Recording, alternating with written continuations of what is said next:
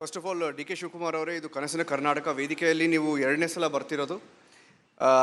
Thank you. ಯಾಕಂದರೆ ಈಗ ತುಂಬ ಡೆವಲಪ್ಮೆಂಟ್ಸ್ ನಡೀತಿದೆ, ಪಾರ್ಟಿಯಲ್ಲಿ ಡೆವಲಪ್ಮೆಂಟ್ಸು, ಸರ್ಕಾರದಲ್ಲಿ ಡೆವಲಪ್ಮೆಂಟ್ಸು. ಅದ್ರ ಮಧ್ಯದಲ್ಲಿ ನಿಮಗೆ ಗುಂಡಿ ಮುಚ್ಚಕ್ಕೂ ಟೈಮ್ ಎಲ್ಲಿಂದ ಸಿಗ್ತಿದೆ ಅಂತ. ಪಾರ್ಟಿಯಲ್ಲಿ ಡೆವಲಪ್ಮೆಂಟ್ಸ್ ಇದೆ, ಸರ್ಕಾರದಲ್ಲಿ ಡೆವಲಪ್ಮೆಂಟ್ಸ್ ಇದೆ, ಡಿ ಕೆ ಶಿವಕುಮಾರ್ ಅವರು ಗುಂಡಿ ಮುಚ್ಚೋದಕ್ಕೂ ಟೈಮ್ ಸಿಗುತ್ತಾ ಅಂತ ಜನ ಕೇಳ್ತಿದ್ದಾರೆ. ನಮಸ್ಕಾರ. ಎಲ್ಲ ರಿಪಬ್ಲಿಕ್ ಟಿ ವಿ ಎಲ್ಲ ಸಂಸ್ಥಾಪಕರಿಗೆ, ವೀಕ್ಷಕರಿಗೆ, ಅಭಿಮಾನಿಗಳಿಗೆ, ಟೀಕೆ ಮಾಡೋರಿಗೆ, ಪ್ರೋತ್ಸಾಹ ಮಾಡೋರಿಗೆ ಎಲ್ಲರಿಗೂ ನಮಸ್ಕಾರ. ಗುಂಡಿ ನಾವು ಮಾಡೋದಲ್ಲ, ಅದು ಪ್ರಕೃತಿ. ನೀವು ಗಾಡಿನ ತೆಗೆದುಕೊಂಡು ಸ್ಪೀಡಾಗಿ ಓಡಿಸಿ ಬ್ರೇಕ್ ಹಾಕೋದ್ರಿಂದ ಗುಂಡಿ ಆಗ್ತದೆ. ಸೊ ನನಗೊಂದು ದೊಡ್ಡ ಜವಾಬ್ದಾರಿ. ಬೆಂಗಳೂರು ನಗರದಲ್ಲಿ ಸುಮಾರು ಒಂದು 10-12 ಆಕ್ಸಿಡೆಂಟ್ ಆಗಿ ತಲೆ ಹೊಡ್ಕೊಂಡಿದ್ದಾರೆ, ಪ್ರಾಣ ಹೋಗಿದೆ.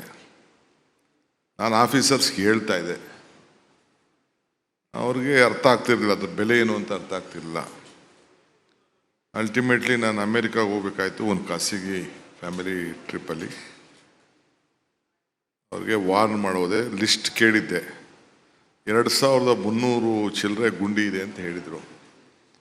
ಅದಾದಮೇಲೆ ನಾನು ಪಬ್ಲಿಕ್ಕಿಗೆ ಒಂದು ಅಪೀಲ್ ಮಾಡಿದೆ, ಎಲ್ಲರಿಗೂ ಒಂದು ನಂಬರ್ ಕೊಟ್ಬಿಟ್ಟು, ನಿಮ್ಮ ರೋಡಲ್ಲಿ ಎಲ್ಲೆಲ್ಲಿ ಗುಂಡಿ ಇದೆ, ನಿಮ್ಗೆ ಎಲ್ಲೆಲ್ಲಿ ಕಾಣ್ತೀರಿ ಅದನ್ನೆಲ್ಲ ಹಿಡಿದುಬಿಟ್ಟು ಅಪ್ಲೋಡ್ ಮಾಡಿ ಅಂತ.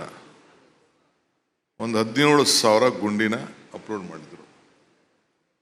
ಈಗ 14,000 ಚಿಲ್ಲರೆ ಮುಚ್ಚಿದ್ದಾರೆ. ಮೊನ್ನೆ ನಾನೇ ಒಂದಷ್ಟು ರಾತ್ರಿ ಎಲ್ಲೆಲ್ಲಿ ಮಾಡಿದ್ದಾರೆ ಅಲ್ಲಿ ಕರ್ಕೊಂಡು ತೋರಿಸಿದ್ರು. ಇನ್ನೊಂದು ರೌಂಡು ಅವ್ರು ತೋರಿಸ್ದೆ, ನಾನೇ ಒಂದು ರೌಂಡ್ ಹೋಗೋನಿದ್ದೀನಿ.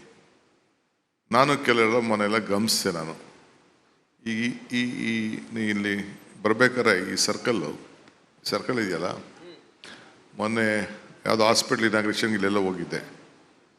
ಬರ್ಬೇಕಾದ್ರೆ ಗಮನಿಸ್ದೆ, ಈ ಸರ್ಕಲಲ್ಲೇ 100 ಫೀಟ್ ರೋಡಿಂದ ಇಲ್ಲಿಗೆ ಬರ್ಬೇಕಾದ್ರೆ ಅಲ್ಲೇ ಗುಂಡಿಗಳಿವೆ. ಹೌದು, ಅಲ್ಲೇ ಗುಂಡಿಗಳಿದೆ. ಸೊ ಹಂಗೆ ನಮ್ಮ ತಕ್ಷಣ ನಮ್ಮ ಪ್ರೈವೇಟ್ ಸೆಕ್ರೆಟರಿ ಹೇಳಿದೆ, ಅವ್ನು ಯಾರೋ ಹೇಳಿ ಆಫೀಸರ್ಸ್ಗೆ, ಇಲ್ಲೊಂದು ಯಾರು ಹುಡುಗರುಗಳು ಒಂದು ಫೋಟೋ ಮಾಡಿ ಅಪ್ಲೋಡ್ ಮಾಡಲಿ ಅಂತ. ಹಂಗೆ we should be accountable to the public. ಹೌದು. ಸೊ ಒಂದು ಪ್ರಯತ್ನ, ಗುಂಡಿ ಮುಚ್ಚೋದ್ರಿಂದ ಎಲ್ಲ ಆಗ್ತದೆ ಅಂತಲ್ಲ, ಆದಷ್ಟು ಆಕ್ಸಿಡೆಂಟ್ನ ಕಡಿಮೆ ಮಾಡಬೇಕು ಅನ್ನೋ ದೃಷ್ಟಿಯಿಂದ ವಾರ್ ಫುಟ್ಟಿಂಗಲ್ಲಿ 400 ಜನಕ್ಕೂ ಹೇಳಿದೆ, ನೀವು ಎಷ್ಟು ಜನ ಸ್ಟಾಫ್ ಇದ್ದೀರಿ ಅಂತ ಕೇಳಿದ್ರು. 400 ಜನ including IAS officers, chief engineer, AEE ಕೆಳಗಡೆ ಎಲ್ಲ ಕೂಡ ನೀವು ರಾತ್ರಿ ಹೊತ್ತು ಗುಂಡಿ ಹಾಕದ್ನ ಪ್ರತಿಯೊಬ್ಬರೂ ಯಾರ್ಯಾರು ಏನೇನು ಕೆಲಸ ಮಾಡ್ತಾ ಇದ್ದೀರಿ ಅಂತ ಫೋಟೋ ಹಿಡಿದು ವಿಡಿಯೋ ಮಾಡಿ ನನಗೆ ಲೋಡ್ ಮಾಡಬೇಕು ಅಂತ. ನನ್ನ ಫೋನಲ್ಲಿ ಪ್ರತಿಯೊಬ್ಬರೂ ಲೋಡ್ ಮಾಡಿದ್ದಾರೆ. ಅಕೌಂಟಬಿಲಿಟಿ. ಈಗ ನಾನು ಒಬ್ಬ ಮಂತ್ರಿ ಆಗಿದ್ದೀನಿ ಅಂದರೆ ನನ್ನ ಜವಾಬ್ದಾರಿ. ಈಗ ನೀವು ಒಂದು ಹ್ಯಾಂಕರ್ ಆಗಿದ್ರೆ ನೀವು ನಿಮ್ಮ TV ಪ್ರಕಾರ, ಜನದ ಪ್ರಕಾರ ನಿಮ್ಮ ಡ್ಯೂಟಿ ನೀವು ಮಾಡಬೇಕು, ಇವ್ರ ಡ್ಯೂಟಿ ಇವ್ರು ಮಾಡಬೇಕು, ಕ್ಯಾಮ್ರಾ ಮಾಡಬೇಕು. ಹಂಗೆ ಜನ ನಮ್ಮನ್ನು ಕುಂಡ್ರಿಸಿರ್ಬೇಕಾದ್ರೆ we should be answerable. Correct. Ultimately ನಮಗೆ ಯಾರ ಮೆಚ್ಚುಗೆ, ನೀವು ಮೆಚ್ಚುಗೆ ಕೊಡದೆ ಹೋದ್ರು ಚಿಂತೆ ಇಲ್ಲ, ಜನ ಮೆಚ್ಚುಗೆ ಅವರು ಕೊಡೋದು ನಮ್ಮ ಕಾನ್ಷಿಯಸ್ ಅವರು ನಮ್ಮ ಪರ್ಮಿಟ್ ಮಾಡಬೇಕಲ್ಲ. 2 ವೀಲರಲ್ಲಿ ರೌಂಡ್ ಹಾಕ್ತೀನಿ ಅಂತ ಹೇಳಿದ್ರಿ ಸರ್, ಸ್ಟಾರ್ಟ್ ಆಯ್ತಾ ರೌಂಡ್? ಅದಕ್ಕೆ ತಂದಿದ್ದೀನಿ. ನಂದೊಂದು ಮೋಟರ್ ಸೈಕಲು ಕಾಲೇಜಲ್ಲಿ ಓದ್ಬೇಕಾದ್ರೆ ತೊಗೊಂಡಿದ್ದೆ, 1,400 ರೂಪಾಯಿ ಕೊಟ್ಬಿಟ್ಟು ಒಂದು ST-ನ. ಅದನ್ನು ರೆಡಿ ಮಾಡಿಸಿದ್ದೀನಿ. ಈಗ ಅದು ಎಲ್ಲ ಟ್ಯಾಕ್ಸ್ ಗೀಸ್ ಎಲ್ಲ ಇರಲಿಲ್ಲ, ಅದು ಇನ್ಶೂರೆನ್ಸ್ ಎಲ್ಲ ಕಟ್ಟಬೇಕು. ಅದಾದ ತಕ್ಷಣ ಈಗ ಶುರು ಮಾಡ್ತೀವಿ. ಸರಿ ಸರ್, ವಿಷಯಕ್ಕೆ ಬರೋಣ. ಕನಸಿನ ಕರ್ನಾಟಕ ಅಂತ ಹೇಳಿ ನಾವು ಮಾತನಾಡ್ತಿದ್ದೀವಿ. ಜನರು ಒಂದು ದೊಡ್ಡ ಕನಸನ್ನು ಹೊತ್ತು 136 ಶಾಸಕರ ಬಲದೊಂದಿಗೆ ನಿಮಗೆ ಅಧಿಕಾರ ಕೊಟ್ಟರು. ನಿಮಗೂ ಒಂದು ಕನಸಿತ್ತು, ಕರ್ನಾಟಕದಲ್ಲಿ ಅಧಿಕಾರಕ್ಕೆ ಬಂದಮೇಲೆ ಇದೆಲ್ಲ ಮಾಡಬೇಕು ಅಂತ. 1.5 ವರ್ಷ, ಬಟ್ ಎಷ್ಟು ರೀಚ್ ಆಗಿದ್ದೀರಿ ಆ ಕನಸನ್ನು ಸಾಕಾರ ಮಾಡ್ಕೊಳ್ಳೋ ದಾರಿಯಲ್ಲಿ ಅಂತ? ನೋಡಿ, I am A very proud politician. ಭಾಳ ನನ್ನ ಮನಸ್ಸಿಗೆ ಆತ್ಮಶಕ್ತಿ ತುಂಬಿರೋಂಥ ಒಬ್ಬ ರಾಜಕಾರಣಿ ನಾನು. ನನ್ನ ಅಧ್ಯಕ್ಷತೆಯಲ್ಲಿ ಚುನಾವಣೆ ನಡೀತು. ನಾನು ಚುನಾವಣೆಗೆ ಅಧ್ಯಕ್ಷನಾದಾಗ ಸಿದ್ದರಾಮಯ್ಯನವರು ಮತ್ತು ಗುಂಡೂರಾಯರು ಇಬ್ಬರು ಕೂಡ ಈ ಬೈ ಎಲೆಕ್ಷನ್ ಟೈಮಲ್ಲಿ ಸೋತರು ಅಂತ ನೈತಿಕ ಹೊಣೆ ಕೊಟ್ಟು ರಾಜೀನಾಮೆ ಕೊಟ್ಟಿದ್ದರು. ಸೋನಿಯಾ ಗಾಂಧಿಯವರು ನಾನು ಮಾಡಿದ್ರು. ಕೋವಿಡ್ ಬೇರೆ ಶುರುವಾಗೋಯ್ತು, ಮನೆಯಿಂದ ಯಾರೂ ಈಚೆ ಬರ್ತಿರಲಿಲ್ಲ. I took it as a challenge. ಒಂದು ದಿನ ನಿದ್ರೆ ಮಾಡಲಿಲ್ಲ. ನಮ್ಮ ಹೆಲ್ತು ಬೇಕಾದಷ್ಟು ಸಮಸ್ಯೆ ಆಯಿತು. ಅವತ್ತೊಂದು ಫೋಟೋ ಇವತ್ತೊಂದು ಫೋಟೋ ನೋಡಿದ್ರೆ ಬೇಕಾದಷ್ಟು ವ್ಯತ್ಯಾಸ ನಿಮಗೆ ಕಾಣ್ತದೆ.